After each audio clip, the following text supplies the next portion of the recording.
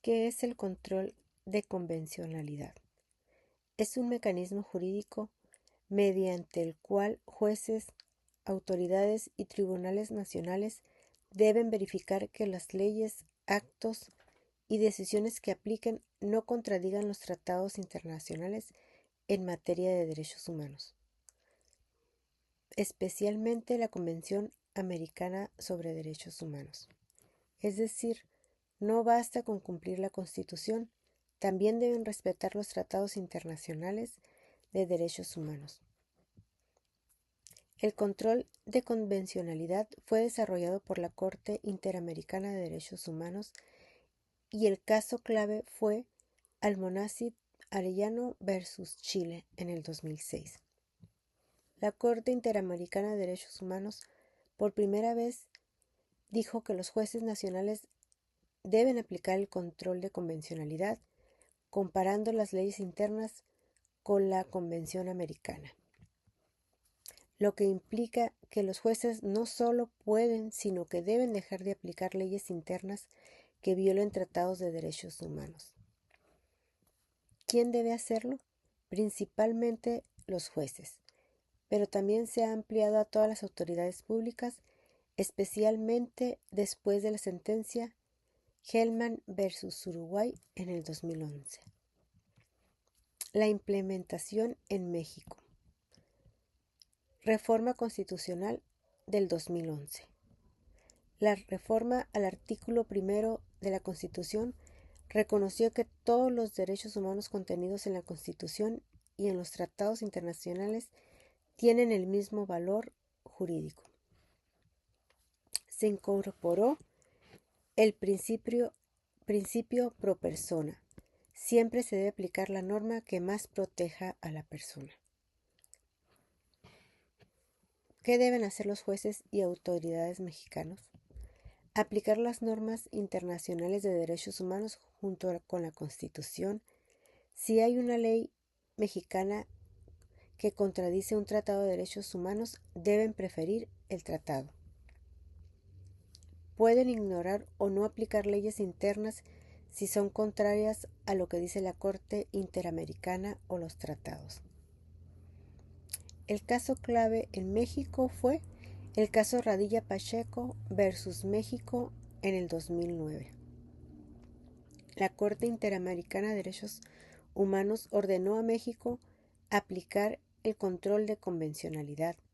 A raíz de este caso, la Suprema Corte de Justicia de la Nación ha incorporado este criterio en múltiples decisiones. Aquí encontramos unos requisitos que debes de pedir para que se realice el control de convencionalidad.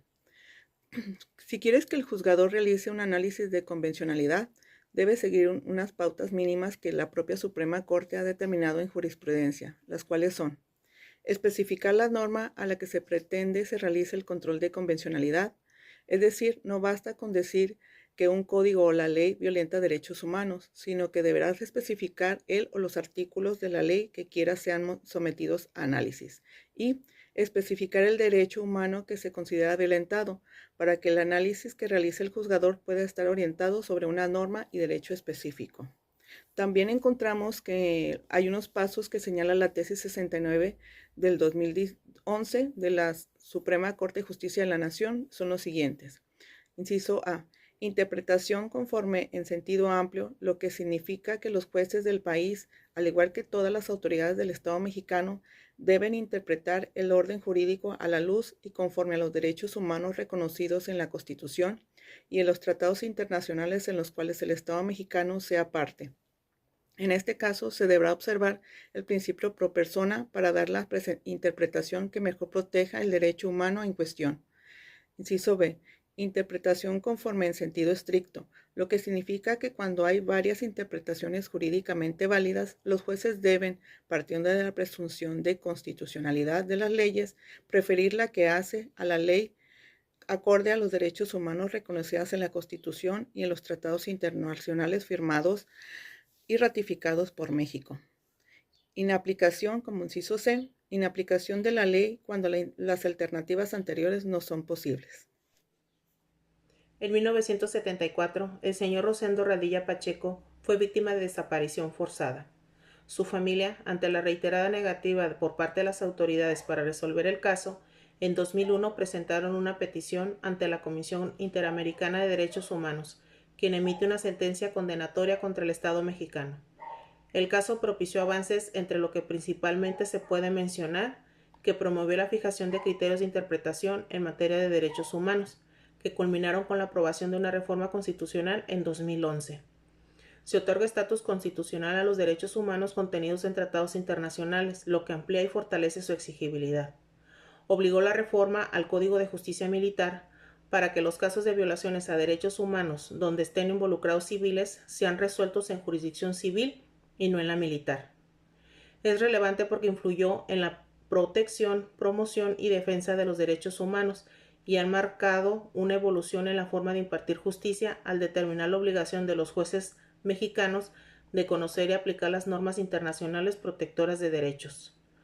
Propició la investigación y el reforzamiento de la cooperación interestatal y deja ver los alcances del control de convencionalidad y cómo el Estado mexicano, derivado de la sentencia condenatoria de la Comisión Interamericana de Derechos Humanos, realizó reformas importantes encaminadas a la protección de los derechos humanos.